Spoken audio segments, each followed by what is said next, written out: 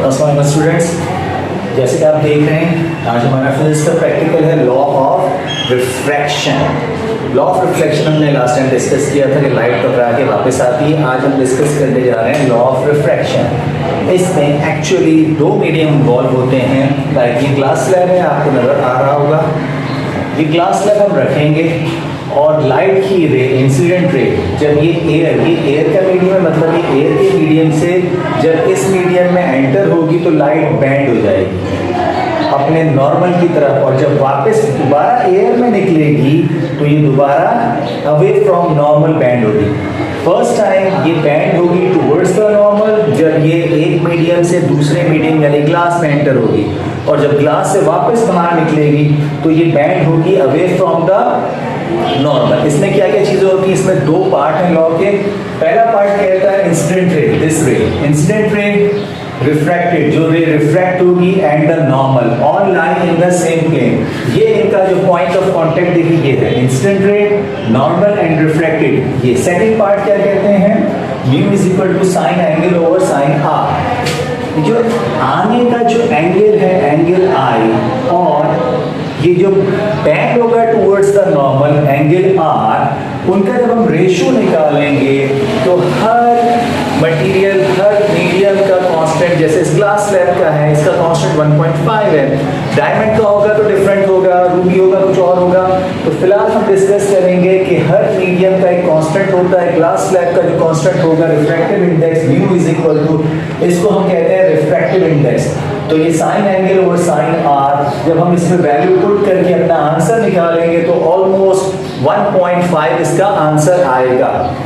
अब हम इस प्रैक्टिकल को परफॉर्म करेंगे तो आपको और आसानी से समझ आएगा। लेकिन सबसे पहले मैं बता दूं आपको कि इसमें हम सेटअप रखेंगे, ग्लास स्लैब बीच में रखेंगे और लाइन खींचेंगे और यहाँ दो पिन्स लगाएंगे और इसकी दूसरी साइड से देखेंगे तो आपको ये बिल्कुल बैंड होती हुई नजर आएगी। मैं आपको एक छोटा सा एग्जाम्पल भी देता हूँ इसका, कि शायद पिछली क्लासेस में आपने ये किया हो। मैं आपको दोबारा बताता हूँ कि कैसे लाइट बैंड होती है। शायद आपको याद हो, एक गिलास अगर आप ले लें और उसमें पानी या ना भी भरे और एक पैन डालें तो आपको वो पैन थोड़ा सा कर्व होता हुआ नजर आएगा। क्यों? क्योंकि ये एयर का मीडियम है और ये ग्लास प्लस वाटर का मीडियम है, तो यहाँ पे मीडियम डिफरेंट हो गया, तो आपको जो ग्लास है वो थोड़ा सा बैंड होता हुआ नजर आएगा। सेम प्रैक्टिकल हम यही करेंगे। शायद छोटी क्लासेस में आपको मिस ने बताया होगा। आज हम इस प्रैक्टिकल को परफॉर्म करेंगे कि लाइट जब एक मीडियम से दूसरे मीडियम में जाती है तो कितना बैंड होती है और उसका रिफ्रैक्टिव इंडेक्स कैसे निकालते हैं। तो आइए चलते हैं अपने फिजिक्स के प्रैक्टिकल लॉ ऑफ रिफ्रैक्शन की तरफ। आइए, अब लॉ ऑफ रिफ्रैक्शन से पहले मैं आपको इसको लेज़र में भी आपको बताऊं कि देखिए लेज़र में एक लेज़र लाइट मार रहे हैं ग्लास स्लैब में। अब देखिए लाइट बैंड हो रही है, आपको नज़र आ रही है। अच्छा, ये स्प्रे करेंगे तो ये लाइट आपको नज़र आएगी। कोई भी स्प्रे ले लें, परफ्यूम ले लें, तो ये लाइट बैंड होती हुई बहुत, और रिफ्लेक्ट भी हो रही है हल्का, देखें आप वापस भी जा रही है। एक्चुअली लाइट रिफ्लेक्ट भी होती है और रिफ्रैक्ट भी होती है। और इस प्रिज्म में आपको बहुत अच्छी तरीके से ये दोनों चीज़ें नज़र आ रही हैं कि लाइट कैसे बैंड हो रही है। लेज़र लाइट की मदद से हमने ग्लास स्लैब में जब लाइट इंसिडेंट रे मारी तो वो हल्की सी बैंड हुई, जब वापस निकलेगी फिर वो अवे फ्रॉम द नॉर्मल जाएगी। ये पूरा प्रैक्टिकल मैं आपको भी करके दिखाता हूँ। ओके स्टूडेंट्स, सबसे पहले हम ग्लास स्लैब को ट्रेस करेंगे और एक लाइन खींच लेंगे। अपनी मर्ज़ी से इंसिडेंट रे कहीं से भी खींच सकते हैं और उसके ऊपर मैं लगा दूंगा दो पिन्स। अब ये पिन जो मैं इस तरफ लगा रहा हूँ, अपने ग्लास स्लैब को यहाँ रखूँगा और मैं इस मीडियम के थ्रू इसको देखूँगा। वहाँ जाके मैं आपको बताता हूँ, मैं अब इन पिन्स को यहाँ से देखूँगा और इन पिन को छुपाते हुए दो पिन्स लगाऊँगा।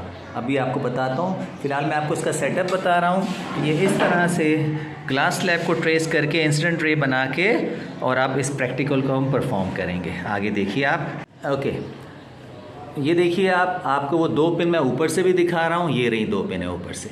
अब जब मैं ग्लास के नीचे से जा रहा हूँ, इट मीन्स कि मैं मीडियम चेंज कर रहा हूँ, तो आप देखिए ये दो पिन आपको यहाँ नज़र आ रही हूँ। देखिए अभी ये एक दूसरे से अलग हैं। मुझे अपनी आइज़ को वहाँ लेके जाना है कि जहाँ ये दोनों पिनें एक दूसरे के पीछे छुप जाएं। ये देख लीजिए, ये दोनों पिन एक दूसरे के पीछे छुप गई हैं। अब मैं इन दोनों पिनों को तीसरी पिन से छुपाऊंगा और मैं यहाँ पे एक और पिन लगाऊंगा और फिर आपको दिखाऊँ। ये देखिए, अब मैं आपको इसकी बिल्कुल बेस पे ले गया हूँ। वो पीछे की 2 पिन्स आपको नज़र आ रही हैं। अब देखें ये तीसरी जो मैंने पिन लगाई थी, ये और देखिए ये देखें, ये तीसरी पिन ने उन 2 पिन्स को छुपा लिया है। अब मैं इस तीसरी, और ऊपर आपको पिन्स नज़र आ रही होंगी, देखें वो कितनी डिफरेंट हैं। ऊपर की पिन देखें कहाँ है, और जब मैं इसको ग्लास स्लैब के अंदर से देखता हूँ तो ये देखिए यहाँ आ रही हैं। ये तीनों पिनें एक दूसरे को, 3 पिन्स एक दूसरे को छुपा रही हैं। अब मैं इस एक और पिन लूँगा और उस पिन को इन पिन्स के आगे लगाऊंगा लाइक दिस। अब गौर से देखिएगा, ये चारों पिन अंदर वाली साइड, अंदर ये देखिए यहाँ, ये आपको बिल्कुल एग्जैक्टली आपको मैं दिखा भी रहा हूँ। यहाँ देखिए ये नीचे ये चारों पिनें एक दूसरे के पीछे। ऊपर से मत देखिएगा, ऊपर तो ये अलग होंगी। ग्लास स्लैब का मीडियम ये है जो लाइट को बेंड कर रहा है, यहाँ बेंड नहीं कर रहा, ये तो ऊपर एयर का है। तो जब मैं नीचे आता हूँ तो ये चारों पिन्स एक दूसरे की लाइन में, अब मैं आपको अलग करके दिखाता हूँ। ये देखिए ये 4 पिन्स आपको अलग नज़र आ रही हैं। ग्लास स्लैब के अंदर देखिएगा यहाँ पे, जब मैं अपनी आइज़ को ऐसी पोजीशन पे लाऊंगा कि ये चारों की चारों पिन्स ये देखिए एक लाइन में आ गई हैं, तो ये हमारा प्रैक्टिकल परफॉर्म हो गया। अब हम लाइन ड्रॉ करेंगे और रिफ्रैक्टिव इंडेक्स फाइंड करेंगे। जैसा कि बताया था, रिफ्रैक्टिव इंडेक्स ग्लास का 1.5 होता है। आइए चलते हैं। ओके स्टूडेंट्स, मैंने पिन्स लगाना आपको दिखा दिया था। अब मैं अपना काम स्टार्ट करता हूँ। रिफ्रैक्टिव इंडेक्स का फॉर्मूला है sine angle i over sine angle r. अब मुझे साइन एंगल आई और साइन एंगल आर यहाँ से फाइंड करना है और उनकी वैल्यू यहाँ पुट करनी है। तो सबसे पहले मैं अपना ग्लास स्लैब हटाऊँगा। उसके बाद जो जो पिन्स मैंने लगाई थी उनको हटाता हुआ उनके अक्रॉस एक सर्किल लगाऊंगा, ताकि मुझे याद रहे कि मैंने ये पिन्स यहाँ लगाई थी। ये मैंने पिन्स निकाल दी हैं, आपको नज़र आ रहा होगा। तो ये मेरे पास 4 पिन्स आ गई, ठीक है। अब मैं इस वाली जो मेरी सबसे आखिरी वाली 3 नंबर और 4 नंबर की पिन थी, इनको मिलाता हुआ एक लाइन खींचूँगा। ये आपको लाइन, चूँकि मैं एक हाथ से मोबाइल यूज़ कर रहा हूँ तो मैं कोशिश करूँगा कि लाइन आपको नज़र आए। ये देखिए मैं लाइन, बल्कि मैं पहले लाइन खींच लेता हूँ फिर आपको बताता हूँ। ओके स्टूडेंट्स, अब मैंने ये इसको भी मिला लिया, ये पॉइंट भी मिला ली। वो तो पहले मैं आपको बता चुका था, ये प्रैक्टिकल मैं पहले परफॉर्म कर चुका हूँ आपके लिए। अब मैं एंगल नापूँगा। अगर मुझे एंगल ऑफ इंसिडेंस निकालना है तो मैं अपने डी को यहाँ रखूँगा और तकरीबन ये 40 आ रहा है एंगल आई, तो मैं अपने एंगल आई की जगह लिखूँगा 40 डिग्री। ये मेरा एंगल ऑफ इंसिडेंस है। अब मैं एंगल ऑफ रिफ्रैक्शन नापूँगा। ये देखिए मैं इस डी को पलट रहा हूँ और मैं अब इस डी को यहाँ रख रहा हूँ और ये तकरीबन 26 आ रहा है। तो इसका मतलब है एंगल ऑफ आर मेरे पास कितना है, 26 डिग्री आ गया। अब मुझे अपने कैलकुलेटर की मदद से मैं आपको यहाँ दिखा देता हूँ साइन 40 की वैल्यू। मैं यहाँ लिखूँगा साइन और यहाँ लिखूँगा 40।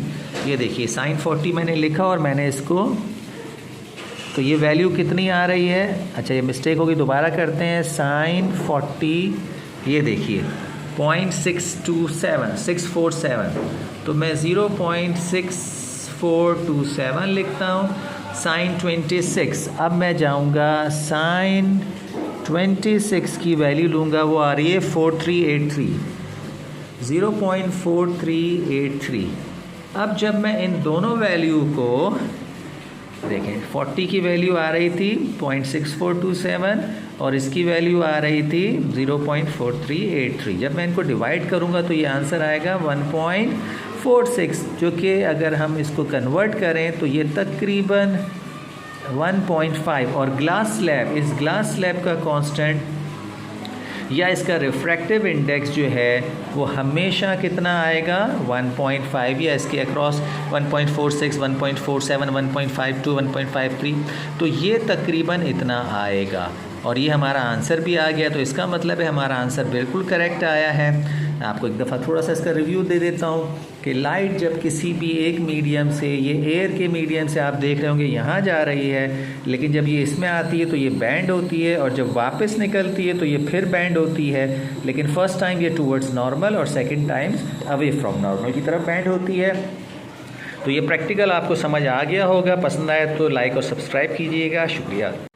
थोड़ा सा स्टूडेंट्स ये बता दूं कि जो लाइट आ रही होती है उसको हम इंसिडेंट रे कहते हैं, और जो एंगल बनता है उसको एंगल आई कहते हैं। लाइट जब बेंड होती है तो ये एंगल ऑफ रिफ्रैक्शन है, और इस लाइट को हम कहते हैं बेंड होने वाली को रिफ्रैक्टेड रे। और एंगल आई को angle of incidence, incident ray, angle of refraction, refracted रे, और जो वापस निकलती है मीडियम से एयर में उसको हम इमर्जेंट रे कहते हैं। तो इन चीज़